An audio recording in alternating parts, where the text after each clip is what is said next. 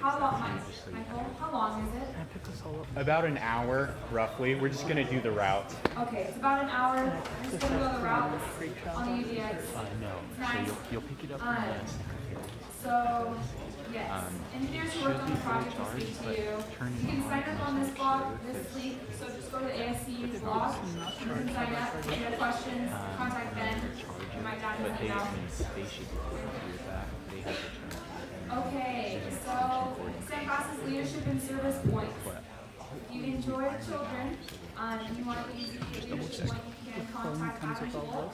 You need 4 more seniors for the rest of the semester, so if you're a senior and you haven't gotten your leadership point, make sure to contact Adam. It's really fun. You And go then to, go to the camera, I think, go to elementary video, and then school record. from those hours, 3:45 to 4:45, and you kind of just teach them do little fun engineering projects with the kids. So. Okay, women in civil engineering. So I don't know if you're part of SWE, then you probably got this email, but next March 8th, there is, at the Legion Center, there's going to be a luncheon and a lecture from York Engineering. So there's going to be, I think, 3 women engineers that are coming, and they're going to be speaking to us. I think they're all 3 civil engineers. So if you're interested, go check your email, or if you're not part of SWE, I think there's a site that you can go see and you can sign up to get the link. If not, ask one of the other, you can ask me, and I can send you the link. Okay, also, a reminder, department scholarships are due on March 22nd. If anybody knows me, I'm a big advocate for scholarships. So it's really easy, you have to just write a few words and put your GPA and just things like that. And it's a really easy way to apply for scholarship and hopefully get some funds for school. Also, the College of Engineering, if you apply for one scholarship, they'll kind of send out your application to over 20 different scholarships. And a lot of times people think that, oh, I'll never get one, but you can, and you'll never get one if you never apply. So just apply. And now I'm going to introduce our speaker today, Nathaniel Fee. So Nathaniel Fee is a regional engineer for the Bureau of Reclamation, a Lower Colorado region in Boulder City, Nevada. He has done a lot of work over dam safety and examination of existing structures programs. About the reclamation, he has performed rope access and dive inspections of some reclamation's largest and oldest dam, including Roosevelt and Horse Mesa dams on the Salt River in Arizona. Parker Dam spanning the Colorado River over near Lake Havasu City, and then the Majestic Hoover Dam, which all of you have probably heard of Hoover Dam for sustainable infrastructure. Nathaniel received a bachelor's degree in civil engineering from Brigham Young University and a master's degree also in civil engineering from the University of Nevada. He lives in Boulder City with his wonderful wife, Janine, and 7 energetic children. Please give me a warm welcome to Nathaniel.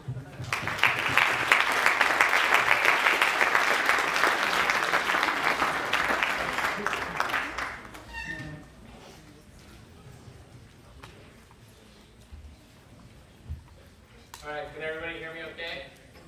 Mike? So, is that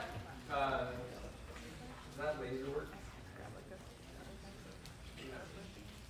That's fine. I'll point out a few things, but before I get started, to talk a little bit about dam safety, I wanted to, well, I can't say she's not here. I was going to say I brought the most important thing I got to BYU with me today, but my wife walked out. So she's heard me talk enough, so she probably out there with the baby. So.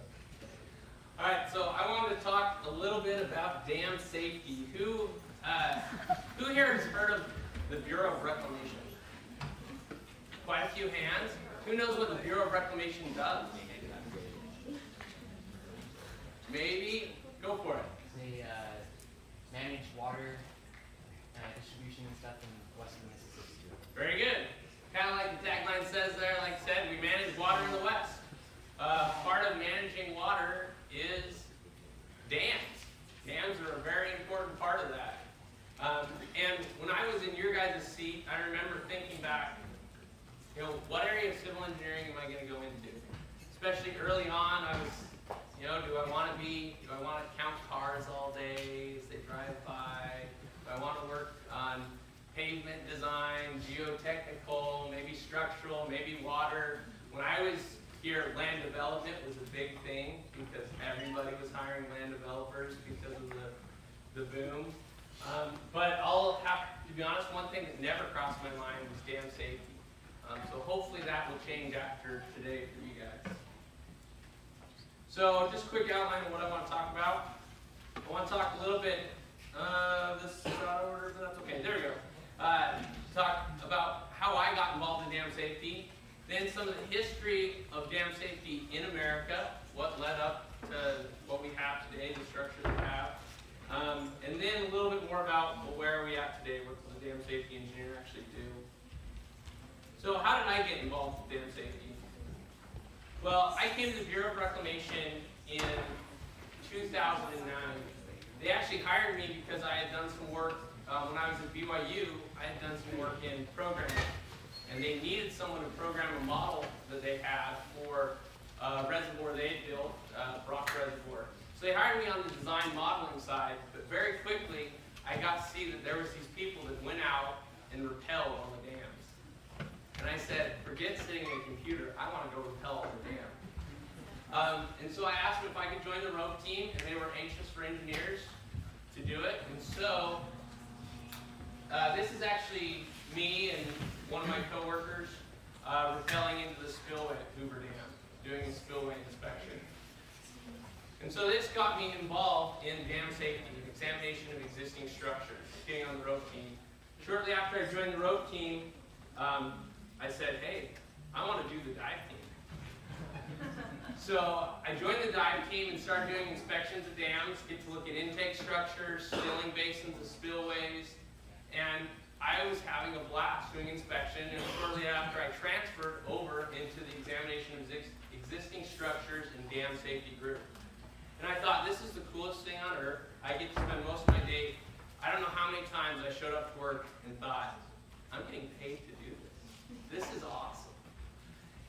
And shortly after I was there, they said to me, hey, we're going to go to a conference. It was called ASDSO, the Association of State Dam Safety Officials.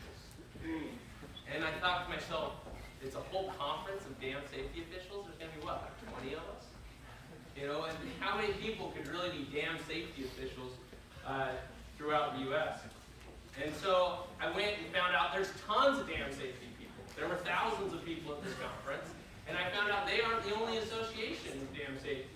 There's also this USSD, United States Safety of Dams. And part of the reason I wanted to include this is to say that as you get a little further on in your civil engineering career, you're looking at that junior, senior type of rank, and you've decided kind of what area you want to go into, I highly recommend you start to look at what kind of groups like this are. Of course, ASCE is a very important group to be affiliated with. It's a great place to network, but there's a lot that are very specific to different areas of engineering. They love it when students get involved. ASDSO always has student paper competitions. They love it. They have younger members forums. They love to see younger engineers get involved, and I'd encourage you to find the groups that are associated with the area you want to go into and start to get involved. Some of the most rewarding things that I've done in my career have been not just at my own place of employment, but by networking with other officials and getting involved more broadly into the industry. As I've been able to sit on various committees that they set up, as I've been able to review papers for conferences. It's been very rewarding. And a lot of what I'll talk about today are things that I got to do because of my direct involvement with ASDSO. Is the main one that I've been involved with. So I want to talk a little bit about history of dam building in the United States. This comes from the National Inventory of Dams. It's set up through the Army Corps of Engineers. And it looks at, and this is where I pulled this data for when were the dams built and how many dams we had in the U.S. at any one time. You'll notice that dam building in the U.S. has been going on for a long time. The pre-1880 we had some, not very many, but we did have dams in the United States. And you can see there wasn't a lot of dam building until around 1940. 1940, dam building takes off. And it peaks right around the mid-60s, 1970 time, and then it begins to drop off. And really by 1990, we've built most of the major dams in the United States. We continue to build some, but not very many. And you can see there's a real big drop. By 2009, we really kind of drop off. In fact, my senior year, there was one class taught in dam design.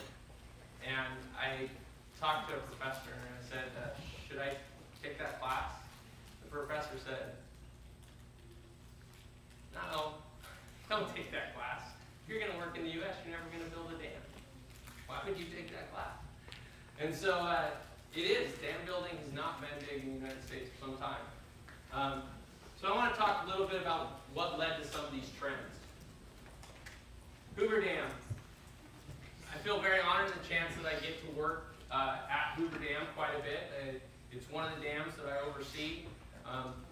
And it changed dam building in the United States. The boom really begins because of Hoover Dam, because Hoover Dam changed the way we look at why we build dams. Prior to Hoover Dam reclamation, we had to justify a dam, do a cost-benefit analysis that relied purely on irrigation to farmers.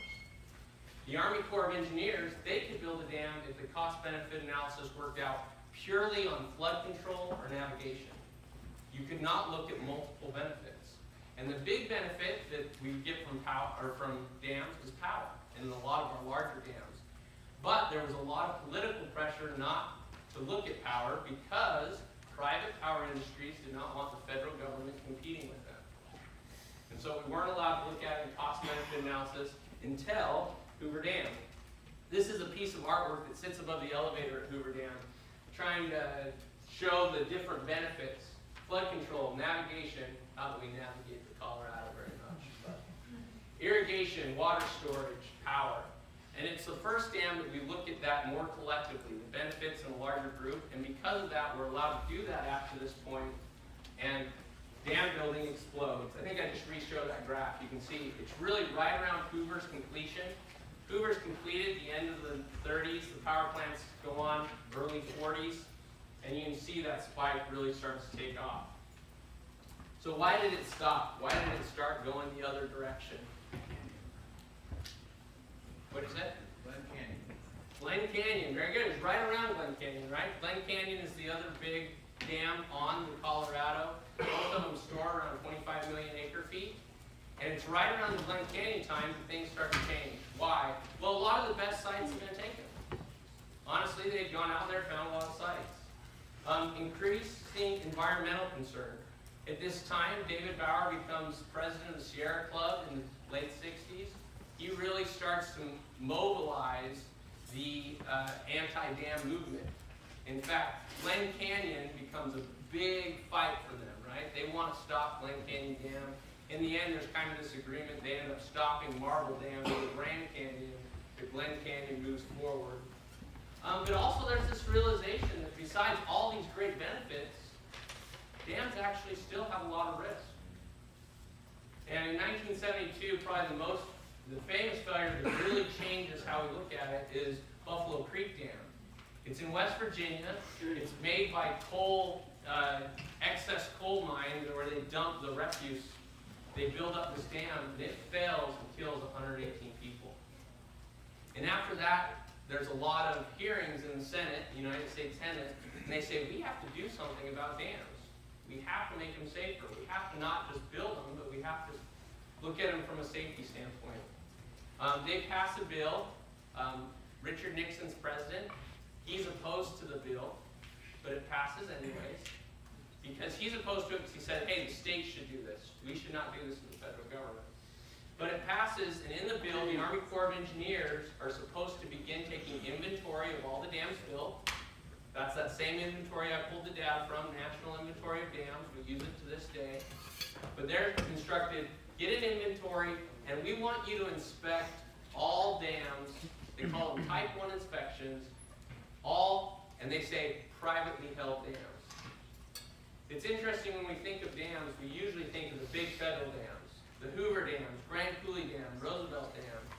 in reality, of the near 100,000 dams in the United States, over 80,000 of them are privately held, not by the federal government. So the Army Corps is supposed to inspect them, but while the bill passes, they never fund the bill, and not a single inspection takes place. So it says, go ahead, inspect them, they don't actually inspect them. And while they were focusing on private dams, 1976, Teton Dam fails. Teton was a reclamation dam. Reclamation was supposed to be the best dam builders in the world. We were consulted through Brazil, we were consulted by India, we were consulted all over the world on how to build dams, and then one of our own dams failed, killing 11 people. And they changed the focus to, hey, maybe we need to really slow down on dams in general. During this time, 1976, right as Teton fails, Jimmy Carter is running for president. He's in the middle of running when Teton Dam fails. And shortly after he wins, he takes a hard look at some of the dams. In fact, he has what they call his water hit list. He begins to pull off certain dams that they had already passed Congress to be built. He's telling them to pull the funding so they don't build the dams. To this day, we have a dam, Auburn Dam, that was originally passed Congress, but we've never built because it was on Jimmy Carter's hit list. But despite his focus on dam safety and the need to look at the safety of dams, after Teton, it actually starts to get quiet. Nothing actually passes. They don't fund the money for the inspections, and it looks like it's not going to get much momentum until Kelly Barnes fails the next year. The fact that Jimmy Carter was president and Kelly Barnes failed changed dam safety in America in a huge way. Kelly Barnes Dam was in Georgia, where Jimmy Carter was from. What's kind of interesting, it was the year after Teton Dam, and it shared a lot of similarities with Teton Dam. Teton Dam sat over, many of you might be aware, BYU Idaho, or Ricks College. When it fell, it flooded the city of Rexburg. The college itself sits a little bit on a hill, so many people went there for refuge during the failure. Well, Kelly Barnes Dam sits over a small Bible college, Toccoa Falls Bible College. And unfortunately, they both failed on a Saturday.